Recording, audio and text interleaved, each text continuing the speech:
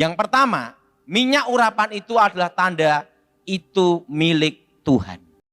Yang kedua, bahwa minyak urapan itu adalah tanda wilayah Tuhan. Kita akan bahas tentang minyak urapan. Saya belajar minyak urapan itu dari pengalaman hidup, bukan doktrin. Dan suatu kali saya praktekkan. Di situ saya baru mengerti bahwa minyak urapan itu ada maksudnya. Yang pertama, minyak urapan itu adalah tanda itu milik Tuhan. Nah, mari kita buka Alkitab kita terlebih dulu. Dalam kitab Yakobus pasal yang kelima. Ayat 12 sampai dengan 15. Saudara yang ganjil, saya genap. Tetapi yang terutama saudara-saudaraku, janganlah kamu bersumpah demi surga, maupun demi bumi, atau demi sesuatu yang lain. Jika iya, hendaklah kamu katakan ya. Jika tidak, hendaklah kamu katakan tidak. Supaya kamu jangan kena hukuman. Kalau ada seorang di antara kamu yang menderita, baiklah ia berdoa. Kalau ada seorang yang bergembira, baiklah ia menyanyi. Kalau ada seorang di antara kamu yang sakit, baiklah ia memanggil para penatua jemaat, supaya mereka mendoakan dia, serta mengoleskan dengan minyak dalam nama Tuhan. Dan doa yang lahir dari iman akan menyelamatkan orang sakit itu, dan Tuhan akan membangunkan dia. Dan jika ia telah berbuat dosa, maka dosanya itu akan diampuni. Nah, pengalaman tentang minyak urapan itu diawali tahun 93. Suatu kali saya mendoakan seorang ibu, ibunya ini bukan orang Kristen. Dan ibunya ini terlibat namanya jimat-jimat kuasa kegelapan. Suatu kali jimatnya itu dibakar, dimusnahkan. Pada waktu dibakar, dimusnahkan, jadi saya doain dalam nama Yesus, setelah itu saya bakar jimatnya. Pada waktu saya bakar jimatnya, hari ini dibakar, besoknya terjadi satu kasus. Yaitu apa? Setan yang ada di jimat itu bawa ibu ini, rohnya keluar. Yaitu mati suri. Dan waktu itu saya dituntut sama anaknya. Anaknya bukan orang Kristen juga. Saya bingung ini. Ini kalau mati suri terus, nasib saya gimana? Nah, waktu itu saya bingung, saya berdoa. Nah, waktu saya berdoa, saya doa. Saya ngomong, Tuhan, kali ini perlu Engkau menolong saya. Saya doa di dalam nama Yesus, segala setan, segala jin, segala roh jahat keluar. Tiba-tiba Tuhan kasih hikmat saya. Katakan dalam nama Yesus, roh ibu ini kembali ke tubuh ini. Dan ibu ini napasnya udah berhenti. Saya doa di dalam nama Yesus, segala kuasa setan, kuasa jimat, kuasa gelap yang mengikat roh ibu ini, kami hancurkan dalam nama Yesus. Dan roh ibu ini hidup dalam nama Yesus. Hidup, hidup, kembali dalam nama Yesus. Waktu saya doa, tetap diam aja. Wah, saya mikir gimana nasib saya ini. Saya doa bahasa roh. Saya doa dalam nama Yesus. Tiba-tiba ibu ini batuk-batuk. Kembali hidup. Saya di situ ada minyak. Waktu itu saya masih ingat tuh minyak goreng. Minyak goreng yang belum pernah dipakai. Saya lihat pendeta ngolesi minyak. Coba kali ini saya mau nyoba. Ingat saudara, Tuhan melihat hati dan percaya. Waktu itu saya doa, Tuhan Yesus berkati minyak ini menjadi minyak yang kudus. Menjadi benteng yang kudus untuk mematahkan kegelapan. Untuk menghancurkan kegelapan. Sucikan minyak ini dengan darah Yesus. Berkati minyak ini menteri Roh Kudus. Benteng yang kudus. Benteng Allah Maha Tinggi. Waktu saya doa, saya olesi minyak di dahi ibu ini. Waktu saya olesi minyak gitu, di situ saya ngelihat dalam suatu penglihatan. Ada cahaya yang membuat tanda di ibu ini. Plak. Di situ saya baru ngerti. Begitu ada tanda di situ, dan tiba-tiba saya lihat roh-roh jahat, yaitu jimat-jimat, yang dari jimat-jimat yang saya bakar itu, saudara, mau masuk ibu itu tidak bisa. Disitulah saya punya pengalaman hidup. Jadi minyak urapan itu tidak sembarangan. Bahwa itu adalah tanda milik Tuhan. Tepuk tangan untuk Tuhan kita. Makanya sering di dalam kasus pelepasan, pengusiran roh, begitu setannya itu diusir keluar, tiba-tiba yang habis kita doakan diganggu setan lagi. Nah, dan itu kejadian tidak hanya sekali, terutama orang yang punya jimat. Orang kalau punya jimat, itu ngalami susah mati. Suatu kali saya diminta melayani orang, orangnya ini aneh saudara, anehnya gimana? Jadi umurnya 80 tahun ke atas. Kondisinya secara medis itu seperti orang mati. Tetapi pada waktu jam makan, langsung bangun, makan, buk. Setelah itu gini lagi. Secara medis udah mati. Karena seluruh tubuhnya ini sudah lumpuh. Tapi tidak bisa mati. Nah, tapi anehnya setiap jam makan, langsung bangun. Sekitar bangun, langsung makan. Buk. Setelah itu minum, makan, selesai, gini lagi. Itu tidak hanya sebulan, bertahun-tahun. Saya diminta datang pertama kali. Saya lihat. Waktu saya doaan, saya lihat. Di dalam tubuh ibu ini ada pusaka keris. Yang ditanam dalam badannya, jiwanya tersandra. Artinya jiwanya ini tertahan. Rohnya tidak bisa keluar. Doa saya mikir, ini kalau habis saya doain mati, nanti saya dituntut nanti ini. Sebelum saya doain, saya minta keluarga dikumpulin dulu. Waktu keluarga dikumpulin, saya ngomong, ini kalau saya doakan berangkat gimana? Maksudnya berangkat gimana? Ya mati. Gimana? Udah siap. Karena ini sudah waktunya. Percaya atau tidak, orang yang punya jimat, kalau belum dilepas, susah mati. Ambil keputusan. Baik, silahkan. Benar ini, silahkan. Ya udah. Ini pengalaman hidup saya, bukan doktrin. Semua kekuatan jimat, kekuatan pusaka, itu terpusat ada di 3 titik. Bahkan 4 titik. Yang pertama adalah ini, pegang sini dulu. Semua pegang bagian sini. Konsentrasi pasti di sini. Bukan di tangan, betul? Sini. Kedua, pegang bagian sini, jantung. Plus sudah tahu bahwa jimat yang ditanam dalam tubuh, termasuk susuk, itu mengikuti jalan peredaran darah. Yang ketiga adalah pusar. Nah, kenapa bagian pusar? Dipercaya sebelum manusia lahir, hidup dari tali pusatnya. Maka disebut kekuatan inti itu ada di sini. Nah, yang ketiga ini, tapi yang keempat itu jarang terjadi, yaitu tulang ekor. Kalau tulang ekor ini jenis suatu kasus di mana kekuatan menyatu secara tubuh, jiwa, dan roh. Dan itu kasus berat.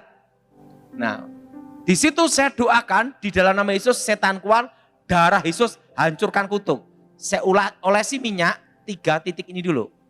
Karena saya melihat itu belum kasus berat. 1, 2, 3. Baru saya tumpang tangan. Segala roh-roh setan, roh-roh jahat, roh kutuk keluar dalam Yesus. Setannya keluar. Begitu setannya keluar, saya lihat roh-roh jahat ini mau masuk ke tubuh ini lagi. Ingat, setan tidak terima kalau satu jiwa selamat.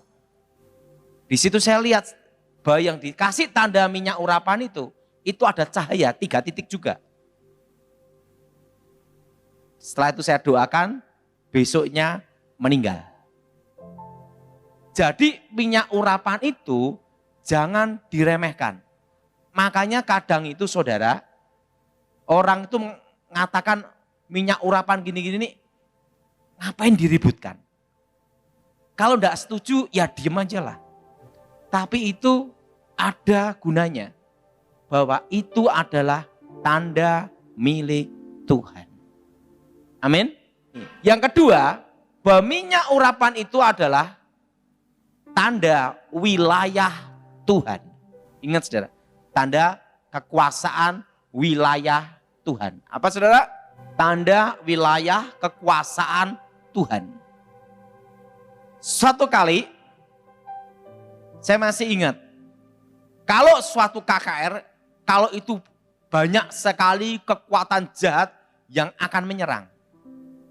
Itu kejadiannya ada di Surabaya. Waktu itu saya berkata sama tim pelayanan yang ngundang saya. Tolong sebelum saya KKR khotbah, setiap 4 penjuru tolong dikasih minyak urapan. Untuk doa, minyak urapan. Loh, untuk apa Pak Daud? Nah, karena ada orang yang kadang setuju, kadang tidak. Saya ngomong, penting kasih aja minyak urapan. Minyak urapan yang saya doakan dalam nama Yesus, tolong setiap pintu dan 4 penjuru. Nah, lakukan aja. Ya udah, lakukan. Nah, waktu itu dan terutama tempat artakol. 1, 2, 3, 4, gitu dah. Itu begini, keliling. Saya kasih minyak urapan. Waktu itu sebenarnya pembicaranya itu ada 3 pengkhotbah. Dan saya itu pengkhotbah yang paling muda, paling junior. Di situ juga ada pembicara yang ahli okultisme zaman itu. Pendeta yang ahli di bidang pelepasan okultisme. Waktu itu temanya mantan dukun santet. Nah, di lantai bawah digunakan nuansa supranatural. Dukun-dukun praktek. Di lantai atas kami gunakan KKR pelepasan. Dukun-dukun sama pasiennya nyasar semua masuk lantai KKR. Dan apa yang terjadi? Pendeta senior ngomong sama saya, Daud, kamu kan junior. Itu saya baru sekolah Alkitab itu. Kami ngasih kamu kesempatan. Hari yang pertama Pak Daud yang khotbah duluan. Pemain baru kan ingin nonjol juga, betul enggak? Wah, ini pendeta senior ngasih kesempatan ini. Saya kan enggak tahu. Makanya jangan cari panggung. Ini pengalaman hidup saya. Jangan cari panggung. Wah, kok pendeta ngasih saya panggung? Saya masuk, kaget saya. Dukun-dukun sama pasiennya kumpul semua di KKR. Dan itu dukun berbagai tempat di Indonesia. Baru saya mikir, wah ini berarti saya dikorbankan nih. Iya kan? Waduh, lah makanya saya pengalaman jangan cari panggung. Wah, saya berdoa nih. Waduh, kelenger ini. Untungnya, waktu itu saya kan karena punya pengalaman tentang minyak urapan, tak kasih tanda-tanda itu. Nah, apa yang terjadi? Saya berdoa. Saya berdoa, saudara, Tuhan, aku mau khotbah apa enggak ya?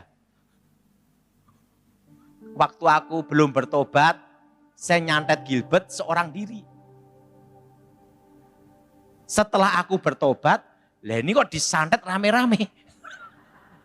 Saya berdoa sama Tuhan, Tuhan, ini nasibku gimana? Baru sekolah Alkitab, baru ingin muncul, langsung disikat. Nah, di situ saya punya pengalaman. Kita tidak boleh cari panggung. Nah, saya berdoa, tiba-tiba Tuhan ngomong, maju. Jangan takut. Saya maju, saya ngomong nama saya Daud Tony. Tiba-tiba ada suara.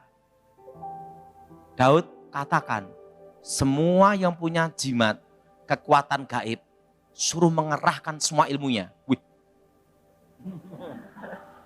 Ini suara Tuhan atau bukan ini? Ini kalau bukan suara Tuhan mati kena santet rame-rame dah. Saya berdoa lagi. Itu saya keringet dingin bener dah. Saya buka mata. Itu tempat yang saya diolesi minyak urapan itu tiba-tiba keluar cahaya. Titik-titiknya itu. Di situ saya ada kekuatan untuk berjalan. Artinya di situ saya mengerti bahwa itu adalah menjadi wilayahnya Tuhan. Berani maju saya. Maju. Saya maju. Suara itu ngomong lagi. Katakan, dukun-dukun, jimat-jimat, kerahkan ilmu kalian semua. Tetapi tidak boleh menyentuh badan. Jadi perang ilmu benar. Waduh, gimana ini? Suara itu sampai 2 kali. Saya ragu lagi, sampai 3 kali. Katakan, engkau kusertai. Saya pejam mata. Semua yang punya jimat-jimat, kerahkan semua. Yang punya ilmu gaib, kerahkan semua. Dan waktu itu saya masih ingat, mimbarnya itu dikasih titik-titik minyak urapan. Jadi keliling gini. Wah, saya buka mata apa enggak ya? Udahlah, saya pejam mata aja. Misalnya saya buka mata, udah ke surga gitu. Maksudnya seperti itu. Saya berdoa ngomong, yang punya jimat kerahkan semua, kekuatan kuatkan semua. Dalam nama Yesus. Nah, saya rasa ada kayak desingan angin. Beng, beng, kencang sekali. Beng, beng, beng, beng, beng, beng, beng, beng. Gitu. Saya buka mata. Masih hidup saya. Saya masih ingat. Itu paku-paku, jarum-jarum berterbangan. Semua ada di titik-titik itu semua. Jadi tidak bisa nembus. Dan di titik itulah saya melihat tiang awan dan tiang api. Di situ saya baru mengerti. Minyak urapan itu adalah tanda wilayah Tuhan. Di situ saya baru mengerti bahwa minyak urapan itu ada gunanya. Jadi tanda milik Tuhan. Kedua, tanda wilayah Tuhan. Wilayah kekuasaan Tuhan. Waktu kita mendoakan itu, setan tidak ada hak ke situ. Karena itu wilayah kekuasaan Tuhan. Nah, makanya sering kejadian, kadang orang bakar pusaka, jimat dihancurkan, keluarga tidak boleh. Ribut pasti. Tetapi yang kita layani minta, Pak, nanti kalau rumah ini diserang setan gimana? Waktu itu saya baru ingat, ada cara untuk mengunci kekuatan pusaka itu supaya tidak berfungsi di wilayah itu. Jadi minyak urapan itu ada gunanya. Kalau engkau tidak percaya, jangan ribut. Kalau yang percaya, lakukan aja. Tetapi pengalaman hidup saya mengatakan demikian. Di situ saya mengerti menjadi wilayahnya Tuhan. Nah, saudara yang punya toko, yang punya pabrik atau rumah, olesi minyak itu di dalam nama Yesus. Pak, apakah harus pendeta? Tidak harus. Engkau sendiri bisa melakukan. Karena kitalah imamat rajani dalam nama Yesus. Nah, yang penting dari iman kembali ke iman. Pengalaman hidup saya mengatakan bahwa apa yang didoakan dengan iman tidaklah kembali sia-sia.